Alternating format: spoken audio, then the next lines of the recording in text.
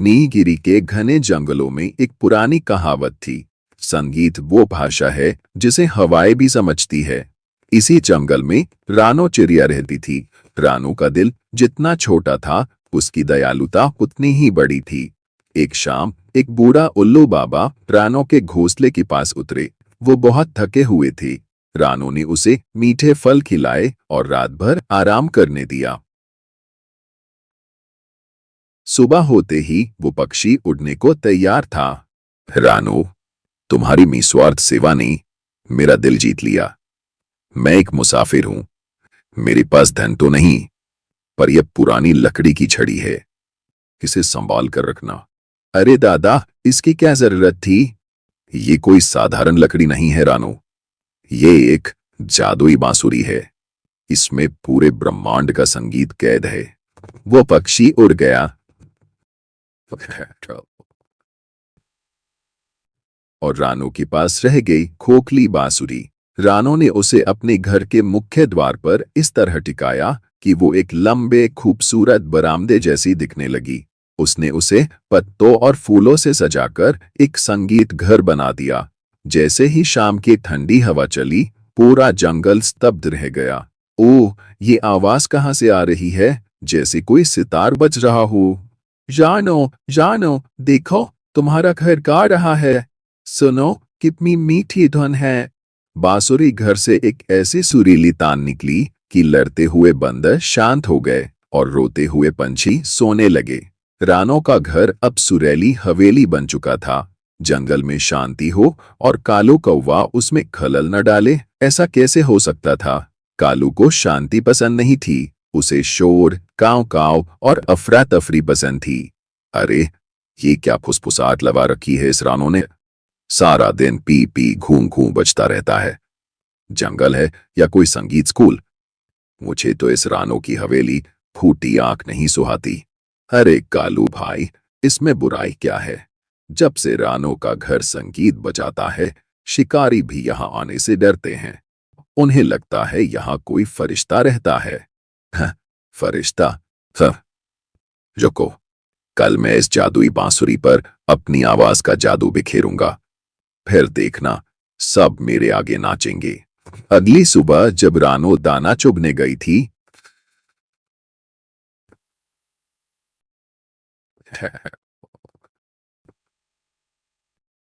कालू दबे पांव सुरीली हवेली पहुंचा।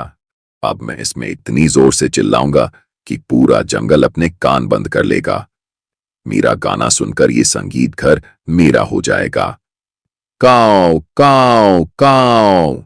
लेकिन ये क्या? जैसे ही उसकी कर्कश आवाज बांसुरी के अंदर गई, दूसरी तरफ से एक कोमल लोरी बाहर निकली। ये क्या? मैंने तो गाली दी थी। ये तुआ बनकर कैसे निकली? रुको, मैं और जोर लगाता हूं। कालू ने पत्थर मारकर बांसुरी को हिलाया और फिर चिल्लाया, लेकिन जादुई बांसुरी से केवल फूलों की महक और झरनों जैसी आवाज निकली। तभी रानो वापस आ गई।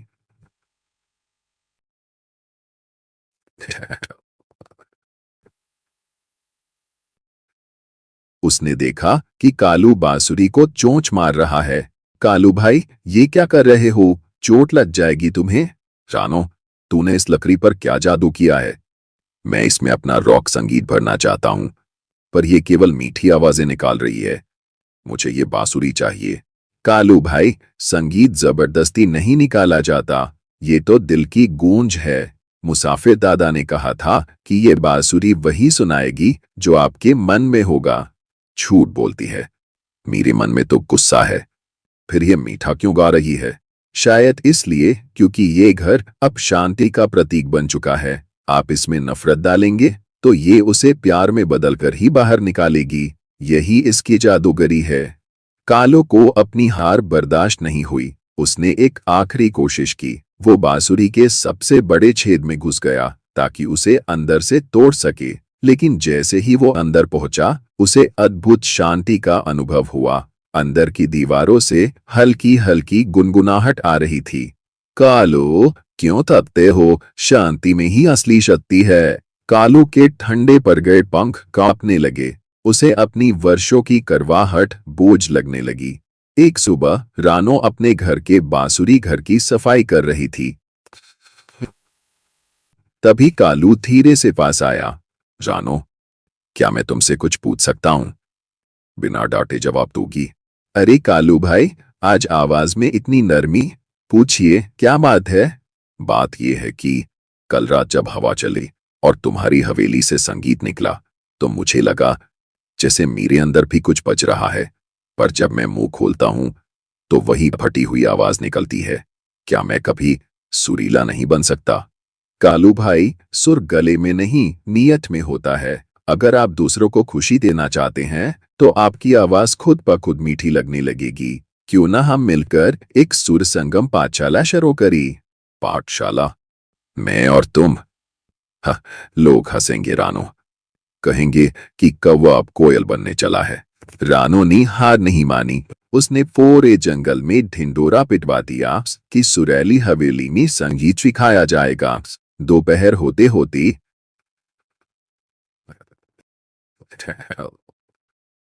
टुनटुनी चिड़िया, तोता और कबूतर वहां जमा हो गए। रानो, क्या हमें यहाँ संगीत सीखना है या कालू की काव काव सुननी है? अगर ये यहाँ है तो मैं जा रहा हूँ। हाँ रानो, ये तो हमेशा दूसरों का मजाक उड़ाता है। ये हमें क्या सिखाएगा? भाइयों, मुझे पता है मैंने आप सबको बहुत परेशान किया है, पर आज मैं यहाँ सिखाने नहीं, सीखने आया हूँ। रानो जो कहेगी मैं बस वही करूंगा। सब पक्षी दंग रह गए। कालू का इतना अहंकार कहाँ गया? रानो ने सबको जादुई बांसुरी के छेदों के पास बिठाया। जैसे ही हवा चली, बांसुरी से एक धीमी सा रे गा मा की धुन निकली। सब गौर से सुनो। हवा जब इस लकड़ी से टकराती है तो वो अपना रास्ता ढूंढती है। संगीत भी वैसा ही है।